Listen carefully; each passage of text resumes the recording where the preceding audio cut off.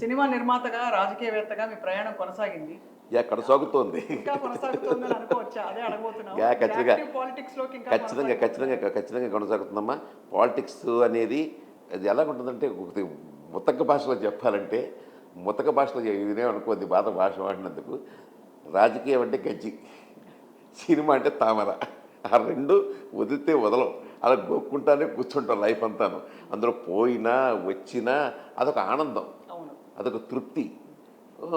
అది అంటే ఇంకోటమ్మా, ఇందులో సేవా దృక్పథంతో రాజకీయం చేయటం అనేది ఒక అంతర్లీనంగా మనసులో ఉండాలమ్మా. అది లేకుండా ఏదో రాజకీయమే చేస్తాను అంటే అది కరెక్ట్ కాదు. ఇప్పుడు నేను నా మటుకు నేను ఉన్నాను. నా మటుకు నేను జీవితాంతం కాదు, నా చచ్చిపోయిన తర్వాత కూడా ఏలూరుకి గోదావరి నీళ్ళు తెచ్చిన భాగ్యం నాకు దక్కింది. అవును. అది నాకు దక్కింది. అది అందరికి అంతకుముందు వాడు ఎందుకు చేయలేకపోయాడు నాకు తెలియదు. నేను ఎప్పటికీ కూడా గోదావరి నీరు ఏలూరు తీసుకొచ్చి ఇప్పటికీ 1999 తీసుకొచ్చాను గోదావరి నీళ్ళు. ఇప్పటికి 30 సంవత్సరాలు అయింది. ఇంకా తాగుతూనే ఉంటారు. జన్మంతా గోదావరి నీళ్ళు తాగుతూనే ఉంటారు.